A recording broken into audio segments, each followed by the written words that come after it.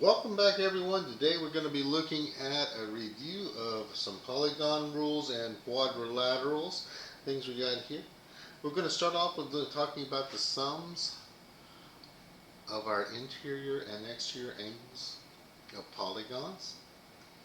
Okay, we have some nice little formulas up here at the top. The sum of our interior angles is the number of sides of our polygon, take away 2, and we're going to multiply that by 180. Because that's how many triangles you can create inside of our polygon. And that'll give us how many degrees our interior angles are. Now if we have a regular polygon meaning all the sides are the same, then we can take that same formula we just did and then we're going to divide it by the number of sides, and that will tell me the measure of each individual angle inside of our polygon.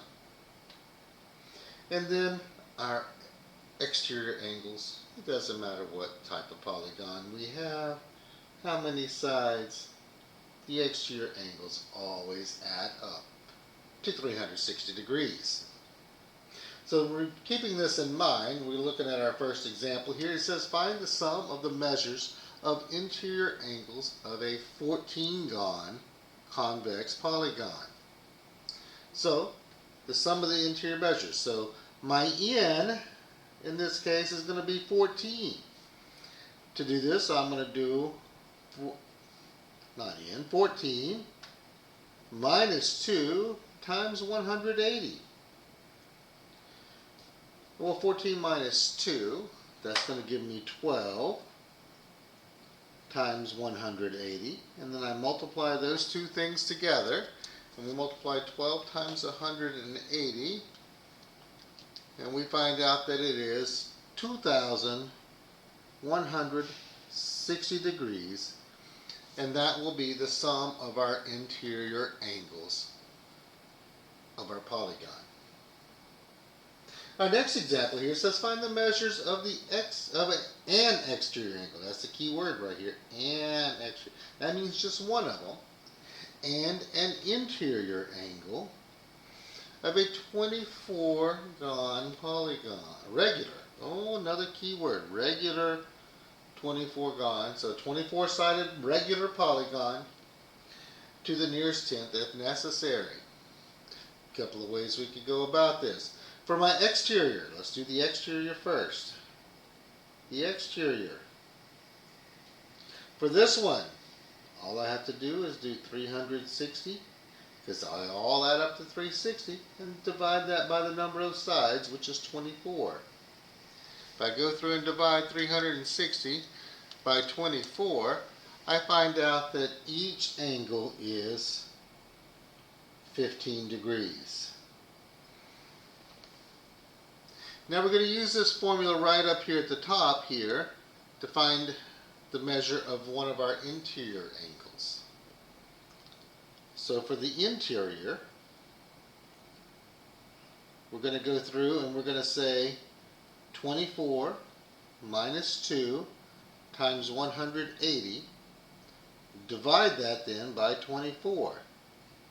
Well, 24 minus 2 is 22 times 180 divided by 24. Now that we have this, it makes it easier to put into the calculator. If I do 22 times 180, I get 3,960, and I divide it by 24, and we find out that each individual angle is 165 degrees. Notice here, this angle and this angle, if I add them together, they are supplementary. Since they are supplementary, once I've gotten this first piece right here, I could have just said 180 minus 15 and got the same answer. A lot faster. Sometimes it's better to work a little smarter, not necessarily harder. Can we get there in other ways? Yes. Is it always best? Not if you see it. Now our next example says find the measure of each exterior angle of a regular decagon. Now, decagon is one of our big words we need to make sure we know. Deca means 10, so it's a 10-sided polygon. So for this one, we're going to take 360 and divide it by 10, and we find out the measure of each exterior angle is 36 degrees. Okay? Looking at our next ones right here, it says determine whether the polygon is a parallelogram. And then we need to justify our answers. Justify, is it or is it not a parallelogram for a parallelogram? Well, we can, just looking right here at the first one, all they gave us is the measures of our diagonals. In order to be a parallelogram, the diagonals need to bisect each other, meaning this piece and this piece have to be the same, and I do see a problem, so not a parallelogram. If our diagonals are not bisected, then it is not a parallelogram. Looking at number 5, with number 5, these two here are the same, so that means that's been bisected. These two here are the same, so that's been bisected, so yes, this is a parallelogram. We have to remember all of our properties and our rules and our definitions to figure out what's true and what's not true for these things.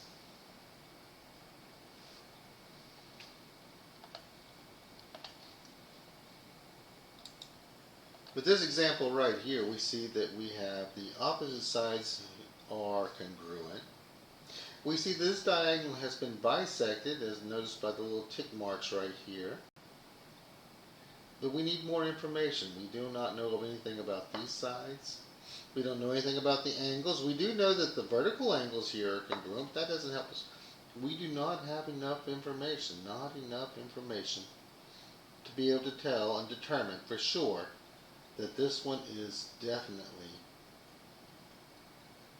a parallelogram. Looking at number 7, it goes back to our formulas we were looking up there. Notice it says exterior angles, and we must remember exterior angles add up to 360 degrees. So it says find the sum of the exterior angles of an 18-sided polygon. All exterior angles are the same. When we add them up, it is 360 degrees. Moving along, we now have a quadrilateral that is told to us that it is a rectangle. Now in our rectangle, we're asked to go and find some information. The first one tells us that we need to find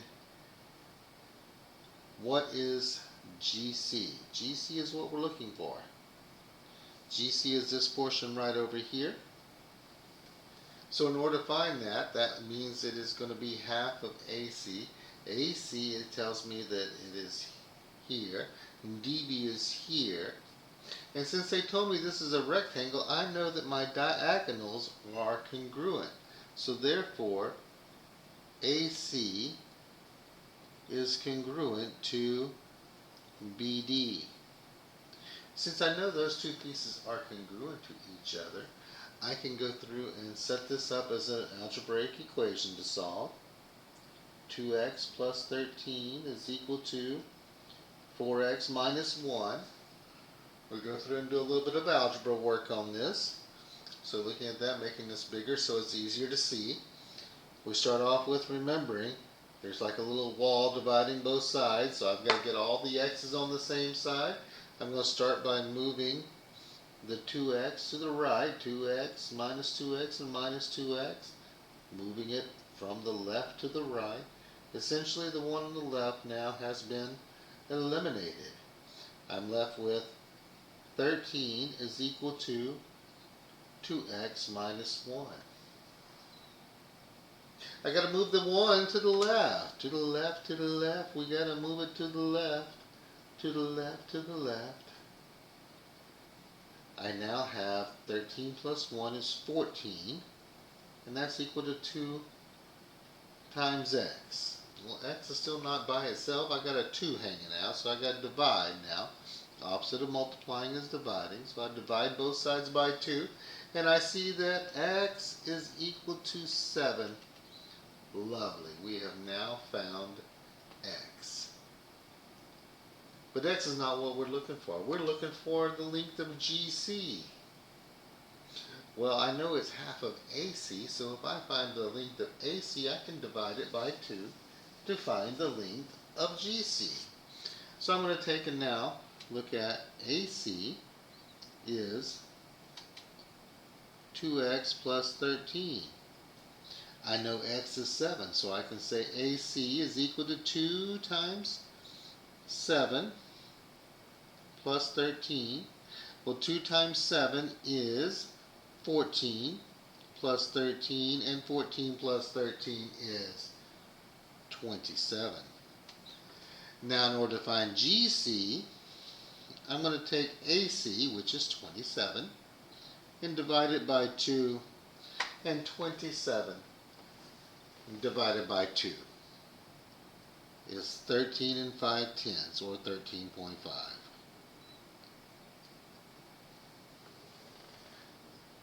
Now moving along, looking at our next one, it's a similar type problem, dealing with our same rectangle over here. So take away the little piece that we had drawn on here, and let's go back to this one.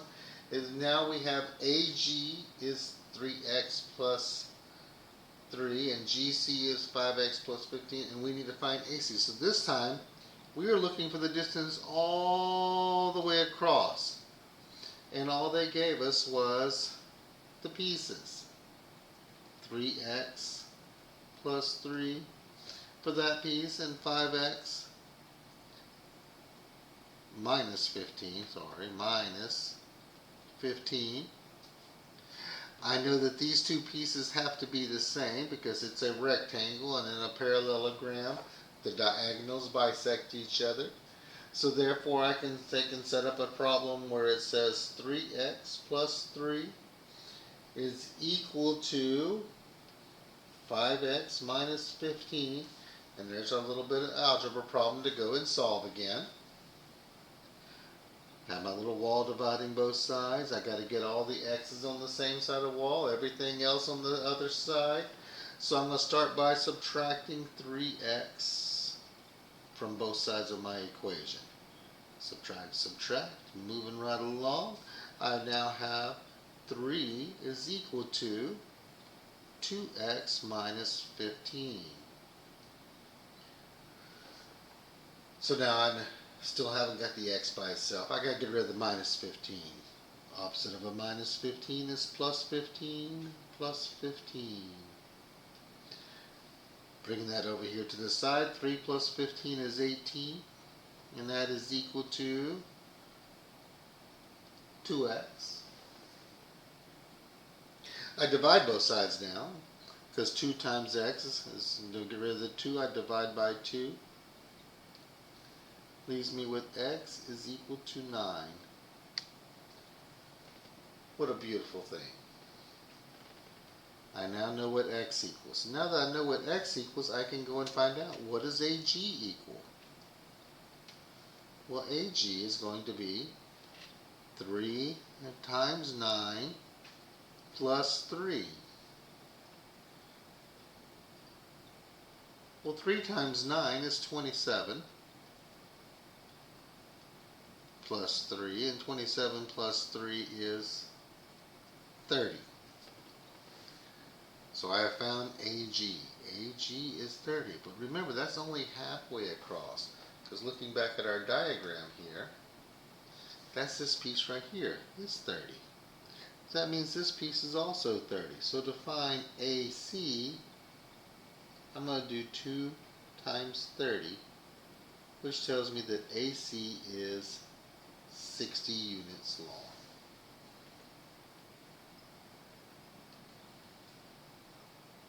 Looking at number 10, we're using our same diagram, so we're going to go clear off our markings off of our diagram and do the same thing. Go and put everything in here. It says DG is 6y plus 2.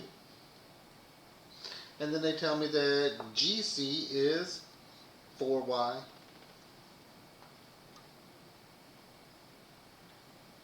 plus 6.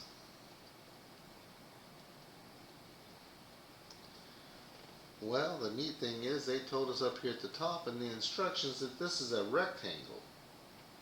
Since this is a rectangle, we know the diagonals are equal to each other, and we know that since it's a parallelogram, this is bisected, meaning those two are the same, which then also means that these are the same as them because the diagonals are congruent to each other.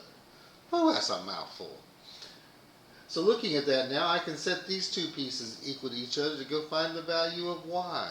This time, we're not looking for the length of a segment, we only need the value of y. So I'm going to go through and set up 6y plus 2 is equal to 4y plus 6.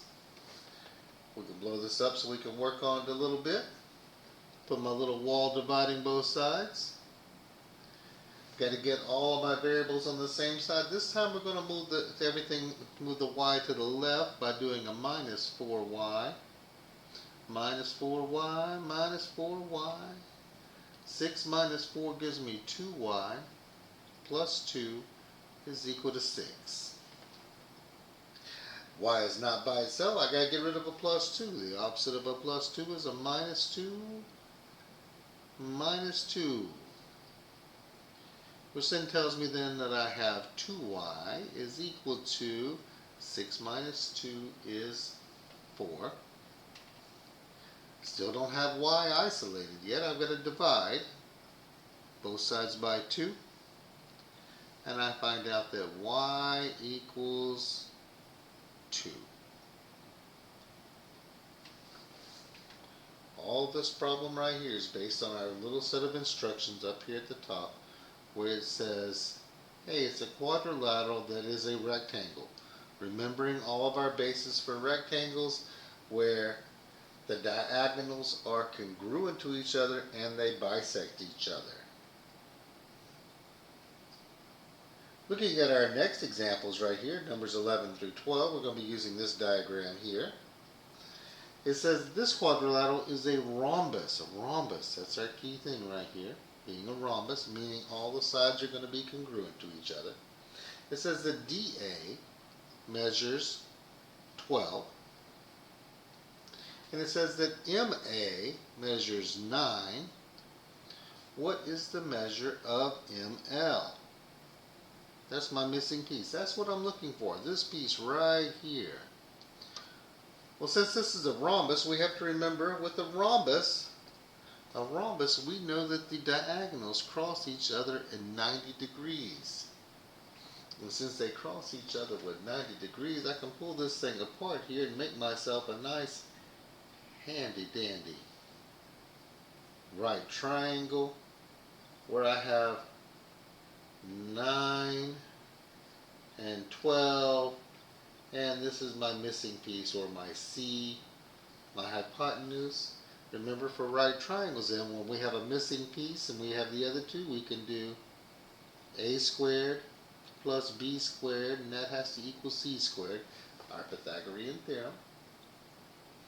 This will be my A, my B, and we have C already labeled here.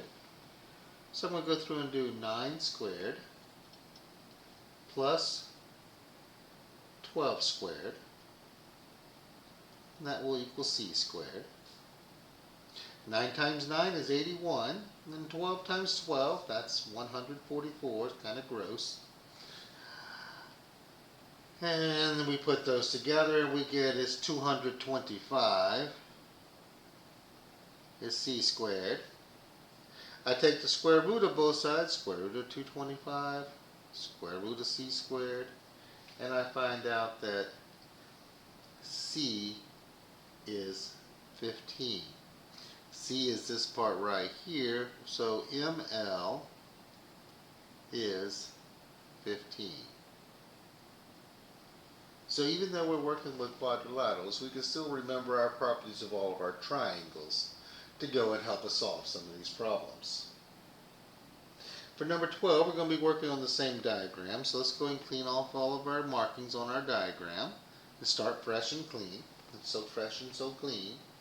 So I says if dA is 4x, so dA is 4x, and AL is 5x minus 3, what is DL? Well, I know that these two pieces are the same because this being a rhombus makes it a parallelogram. Parallelograms, diagonals bisect each other. So these two pieces are the same. So I can say 4x is equal to 5x minus 3. Go and solve and do a little bit of algebra here. Come on, algebra. We're going to move, normally our general rule of thumb is to move the little guy. 4 is smaller than 5. Normally I'd move him. But this is one of those rare occasions where it's better to move the big guy. I'm going to move the 5x to the left. So I'm going to say, move you over, buddy, to the left, move him over to the left. Now I have negative x is equal to negative 3. Divide, got to get rid of that negative sign, so I'm going to divide both sides by negative 1. And all that does is tell me that x is equal to a positive 3. Beautiful. What do I do with that? Well, I got to go plug it in. I'm working for Glade and says plug it in, plug it in. I'm going to do, for dA, that is 4 times 3, because it's 4x, x is 3. 4 times 3 is 12, so dA is 12. So to find dL, on the down low there, I'm going to multiply 12 times 2 because it is doubled. It has been bisected. 12 times 2 is 24. Bam. We have now solved and found the value of dL. Moving right along. Now this one doesn't have a picture for us. We're going to go make our own picture. It says the diagonals of a square, DEFG, so it's a square. So first thing I'm going to do is draw a square. Let's draw a square. Hi square, how you doing? Oh, I'm chilling. And this is labeled D, E, F, and G. Depica. Depica says our diagonals intersect at the middle point here, which will be H. It's a square, so that means all the sides are congruent to each other and all of our little corners here are 90 degrees. And this one here in the middle is 90 degrees because it also takes the properties of a rhombus. Okay? It says that DH is this piece right here, is 3x minus 1. 3x minus 1. Beautiful. It says GE is 16. They bring good things to light. GE is 16, so what's the value of x? Well, since it is a square, that means it's also a rectangle. Well, since it's a rectangle, I know that this piece and this piece are the same because the diagonals are congruent and they've been bisected and all those little pieces are the same. I can now say 3x minus 1 is equal to 16. But wait a minute, we didn't pay attention. It says GE is 60. That's not the right spot. OMG. We need to get that fixed out of there. That one's not 16. 16 is actually from here all the way across. We've only been working with halves of things.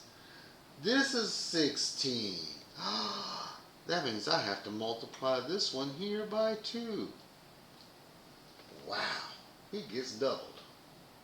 The doubler. So I distribute my 2 in here and get 6x minus 2 is equal to 16. I now need to solve this. Remember, I got my little imaginary wall right here. So what I do to the left, I do to the right. I'm going to move the 2 by doing a plus 2 plus 2. In doing so, that wipes this bad boy out. And bad boys, bad boys. Alrighty, we got 18.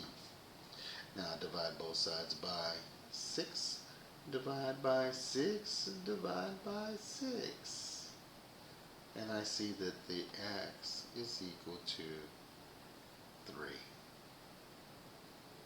Beautiful. Beautiful.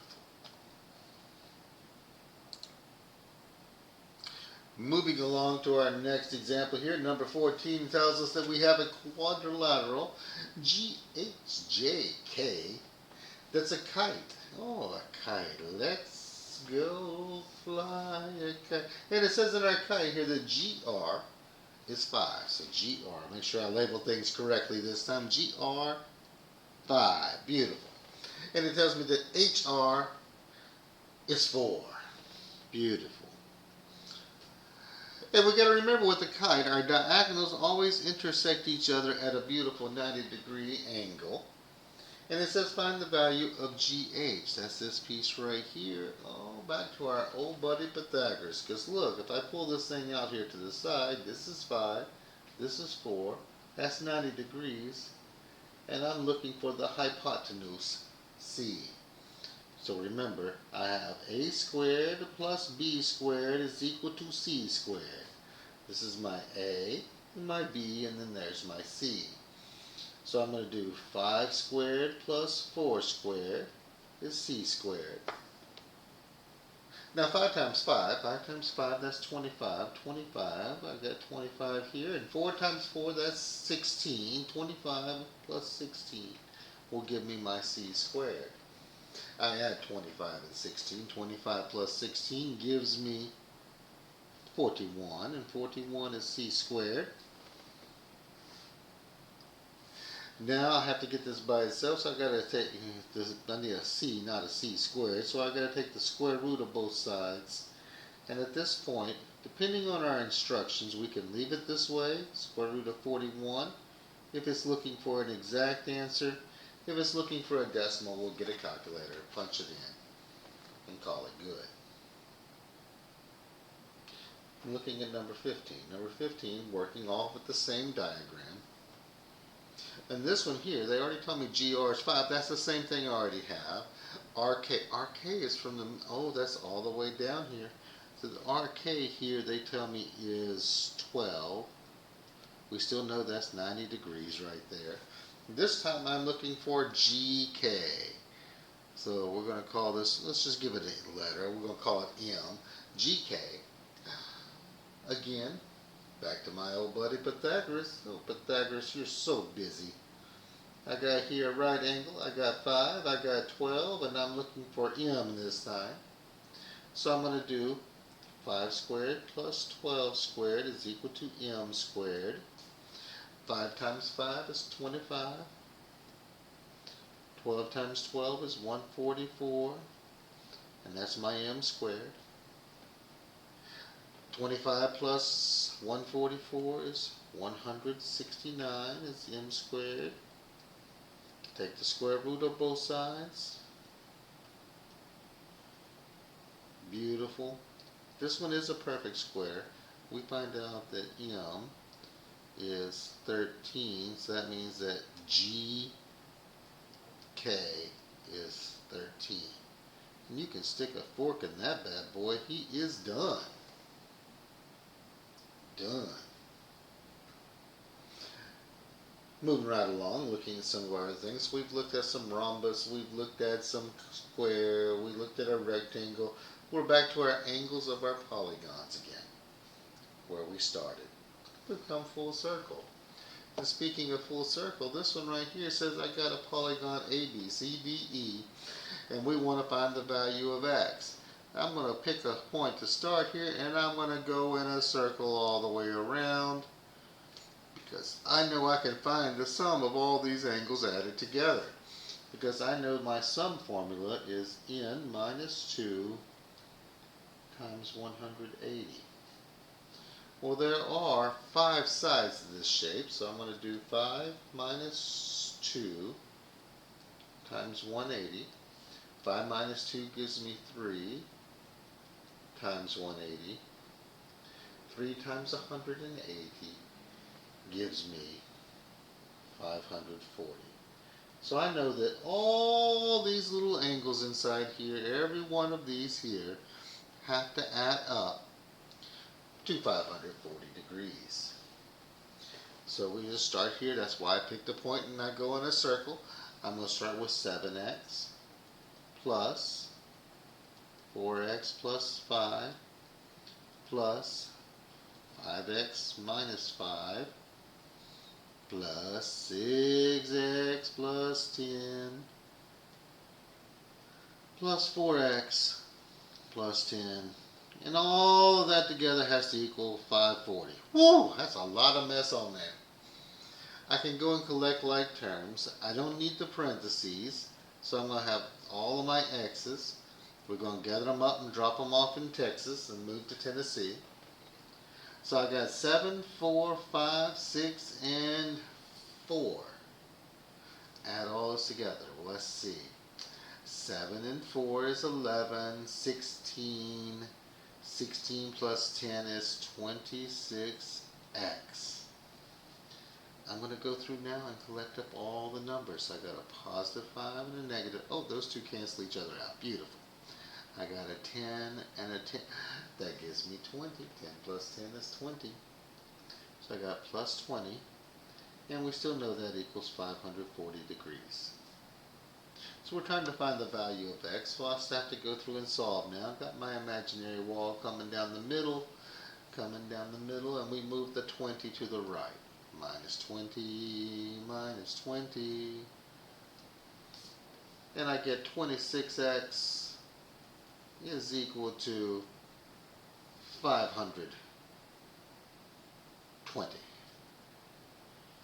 X is not by itself. We're looking for the value of x. What can x be? So I divide both sides by 26, and I find out that x is equal to 20. What a beautiful thing. What a beautiful thing. We have to remember our formulas all along. Most of the time our formulas will be given to us. If not, stick them in that noggin of yours. Keep them there. This next one says find the value of x. This time all these angles are on the outside of the polygon. And remember, the sum of our exterior angles of a polygon have to equal 360 degrees. And again, I'm going to pick a point to start and go around full circle. Get back where I started. So I'm going to start with 139 plus 6x plus 9x and plus 2x. Now it's a matter of collecting our like terms right here. I got a whole bunch of x's. I got a 6, a 9, and a 2. A 6, a 9, and a 2. I put those together. That's going to be 15, 17x. And I got my plus 139 hanging out here, and my 360. My goal is to get this x all by itself, so I got to get rid of the 139. So I subtract minus 139 from both sides of the equation. Just remember, there's an imaginary wall that's here, and what you do to one side, you always have to do to the other. Turn the other cheek, as they say. And this equals 221 when I subtract them. I still don't have x by itself. I got to get rid of that 17. So I'm going to divide both sides by 17. And I see that x is equal to 13. Whoa, that was a little dramatic. 13. Remember, exterior angles, it doesn't matter how many sides you have in a polygon. The exterior angles always add up to 360. Now here, it's just a matter of going through and they ask us straight up, how many sides does each polygon have? Well, it's a matter of understanding some vocabulary and remembering. Octagon, octa means 8, so this one has 8 sides. Beautiful. A quadrilateral. Quad means four. This one has four sides. A decagon, deca means 10, so this one has 10 sides. Heptagon has 7 sides. Sometimes you'll see that one as a septagon. Most of the time though, heptagon is where we're going to go. A dodecagon. Deca means 10, do means 2. 2 plus 10 is 12. Nonagon, non, similar to what it says, 9. Pentagon, penta means 5. There are 5 of those, just like the building in Washington. And then I got a 20gon. Oh, that's got 20 sides. It tells us right there in the name. 20gon. Moving along. Moving along. This is A, B, C, D is a parallelogram. Keyword parallelogram, that's important. It says if angle ADC is 84, so let's go label that. ADC. So this big old angle right here is 84 degrees. Okay. Then angle DAB. DAB. This big old angle up here. What is it? Well, since I know this is a parallelogram, I know these pieces here are parallel to each other. And since they're parallel, these would be same side interior angles. Remember? And we know that for same side interior angles, that they are always supplementary. Meaning they add up to, whoa, get back over here. Get a little crazy on me. Supplementary, they add up to 180 degrees. So for this one, I just got to do 84 plus dab is equal to 180. So if I subtract 84, I'll know what the dab is. Minus 84. And I see that that angle is 96 degrees. Okay? Same side interior angles. Also, in a parallelogram, consecutive angles, two consecutive angles are supplementary as well. So here it says AD, so this one right here, we're looking at the sides now. AD is 36, so this is this side right here, 36. Then CB, what would that be? Well, it's a parallelogram. Since it's a parallelogram, it also has to be 36. Because in parallelograms, opposite sides are congruent. Opposite sides are congruent. Our next example here, we're looking using the shape out here to the right. It says here, it's a parallelogram. Beautiful. So complete the statement. The statement ST, that's this piece right here, ST, is parallel to, well, the one it would be parallel to is this opposite side over here. So we would say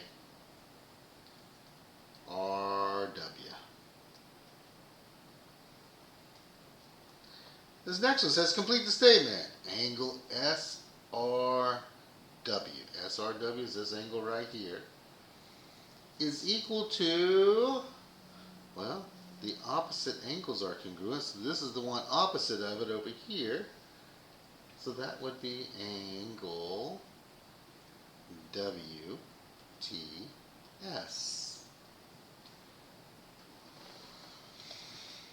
Okay.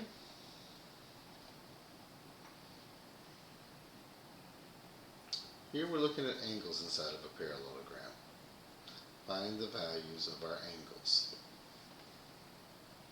For these, a couple of things we can remember. Here, opposite angles are congruent, so I know right now y is 83 degrees.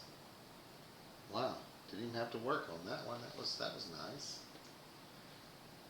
And then we know that these things are parallel to each other, so therefore this is just a transversal cutting it across, making our alternate interior angles congruent. Therefore, Z is 47 degrees. Now X, I am going to have to do some work on X. I know that this is a lovely handy-dandy triangle right here, and inside of a triangle, triangles always add up to 180 degrees. So I know that if I take X plus Y plus Z, those will equal 180. Well, I know Y, that's 83. I know Z, that's 47. I do not know X yet, so I have to go and do a little arithmetic and some algebra and solve. I add these two pieces together. I get X plus 130 equals 180. I subtract the 130 from both sides, and I find out that X equals 50 degrees.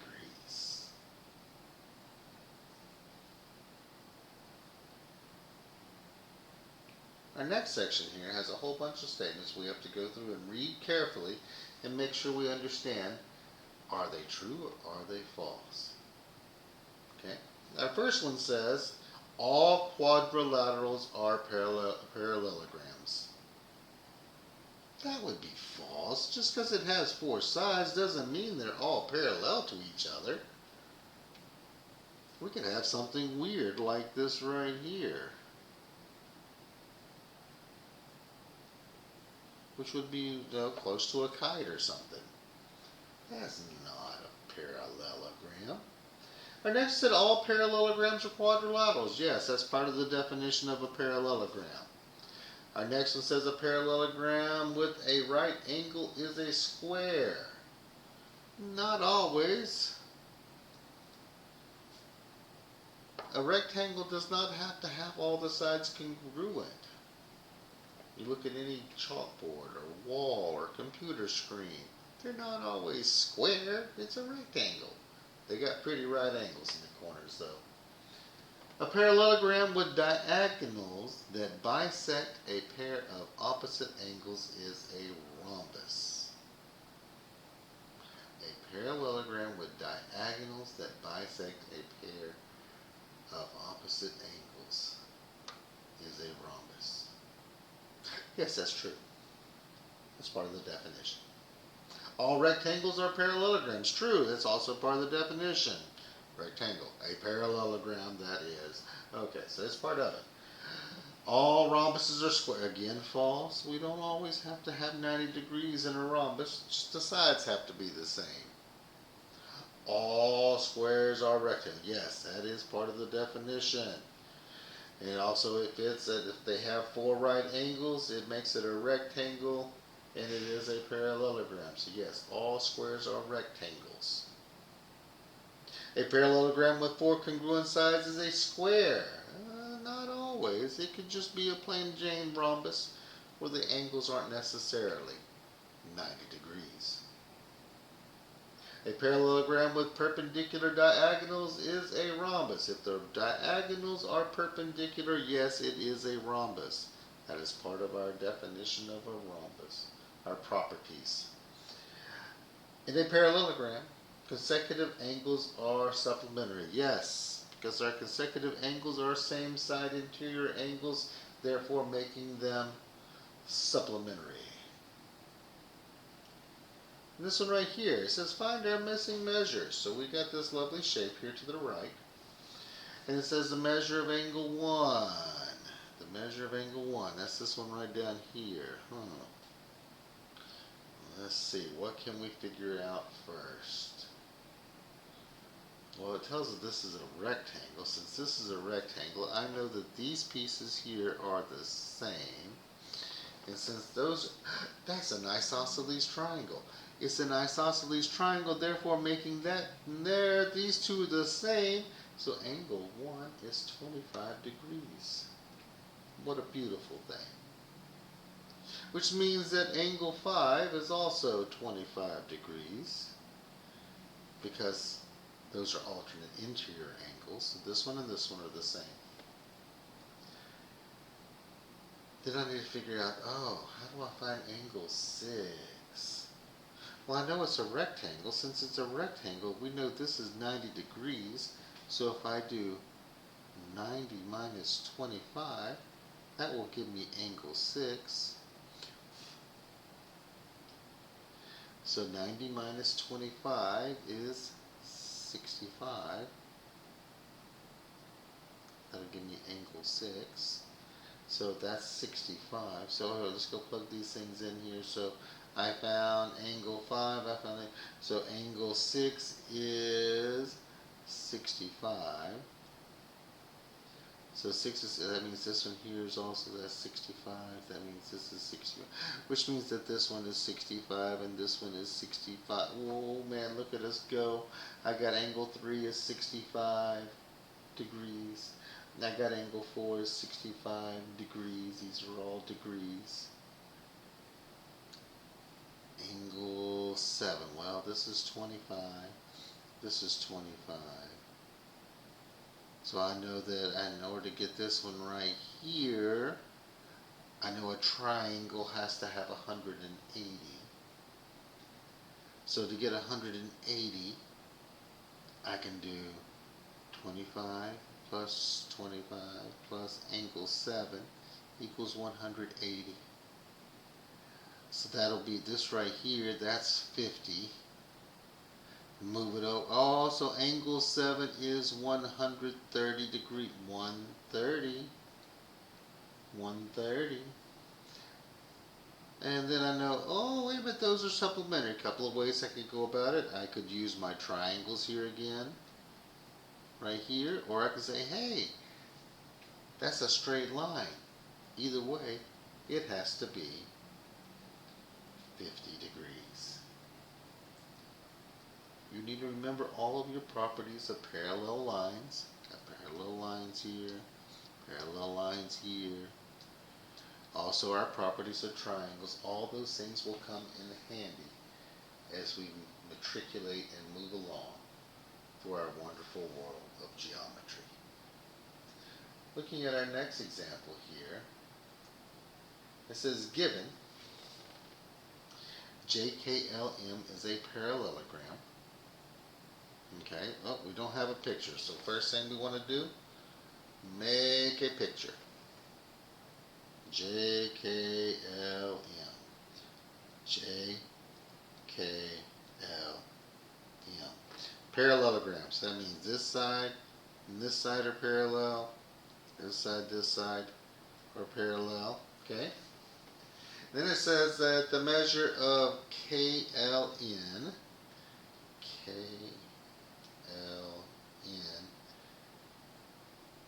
oh, wait a minute. N represents the intersection. Okay, we need that. Where N represents the intersection of diagonals. So we need some diagonals in this bad boy. Bad boys, bad boys. There we are again. Okay? So this is N here in the middle. And it says that KLN, that angle right here is 23 degrees. Beautiful. And it says that JMN is 67 degrees. Okay.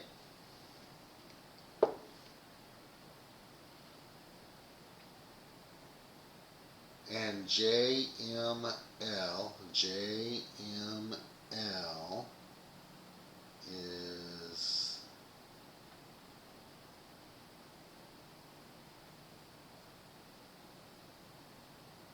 133.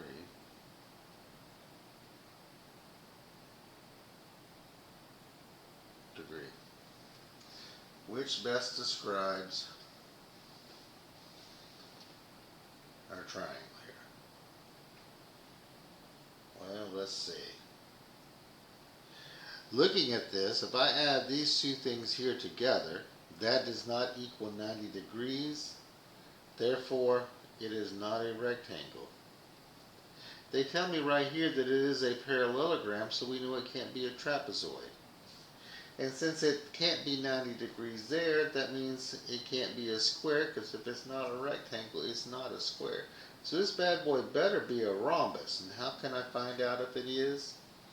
Well, remember, since this side and this side are parallel, and this is a transversal, this angle is the same as this angle, making this 23. So that means these cross at 90 degrees, which is part of what makes this a rhombus. Woo! Make you have to think on that one, didn't they? Important thing, draw a picture, pay attention to what you're doing, so you can get these things done. Our next one here says find the value of x so that ABCD is a rhombus. Since it's a rhombus, that means they want all the sides to be the same. So these two things have to be the same. So I'm going to go through and set these equal to each other. 2x squared plus 5 is equal to x squared plus 30. Move my x squared to the left, to the left, to the left. Gotta move it to the left. I get x squared plus 5 is equal to 30. Move that backwards now, to the right, to the right. Gotta move it to the right. So I get x squared is equal to 25. I take the square root of both sides, the square root, and I find that x is equal to 5. If I put 5 in there, that'll make both sides equal to each other, therefore making the parallelogram a rhombus. A rhombus. Okay? Moving along. Our next one's right here. It says, hey, is this thing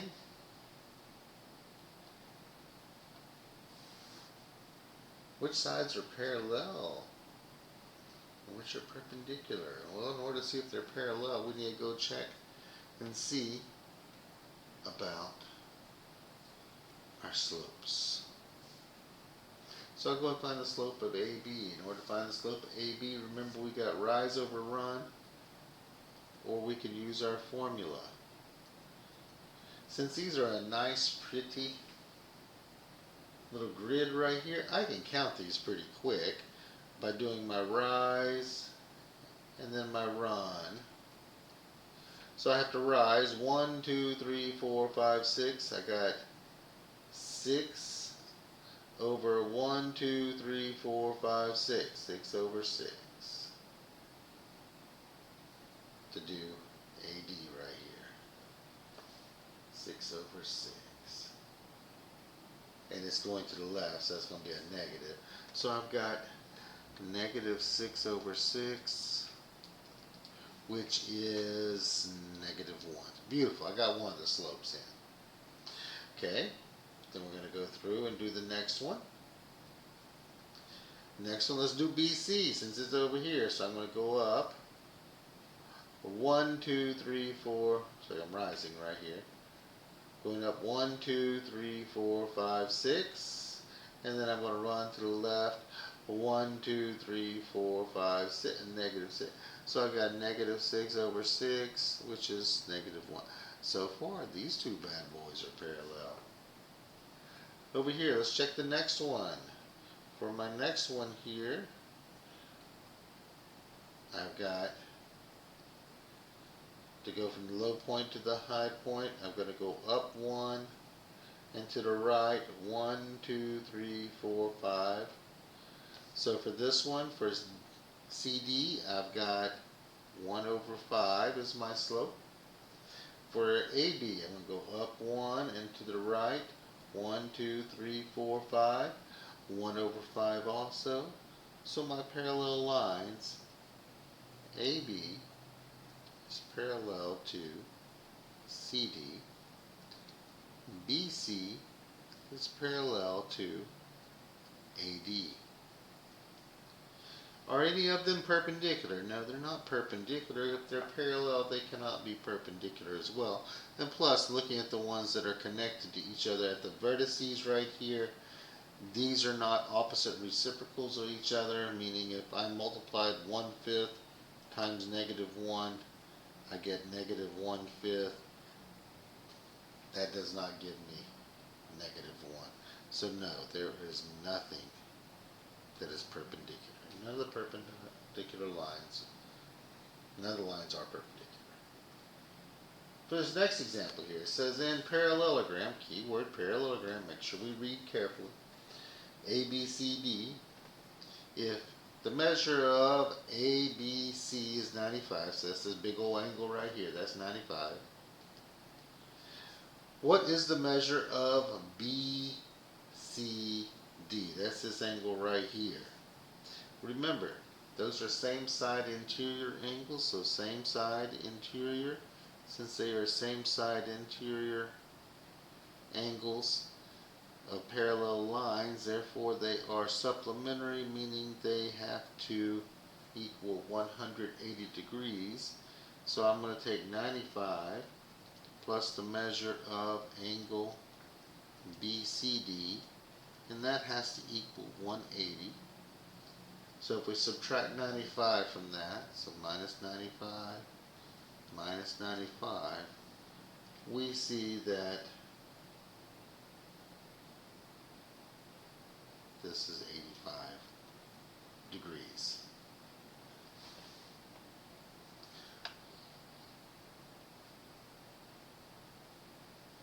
Moving right along here.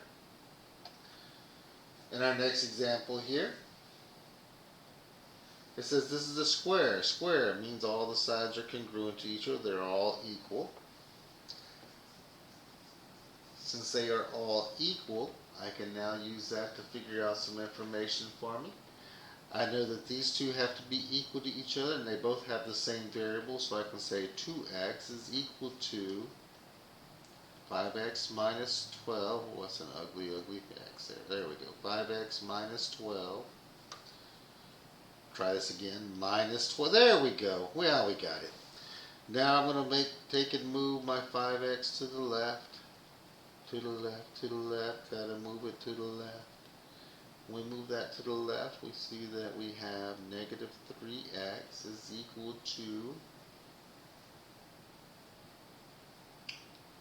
negative 12.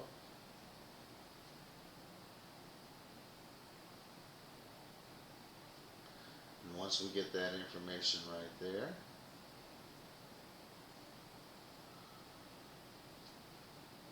we can take this and divide both sides by negative 3. We find that x is equal to 4. Now this one here is dealing with the angle. Notice the little degree sign. Since it's a square, we know the angle has to be 90 degrees. So I can say 3y plus 6 equals 90. I subtract 6 from both sides. Got to keep it balanced at all times. 3y is equal to 84. I'm going to go through now and divide both sides by 3. And I see that y is equal to 28.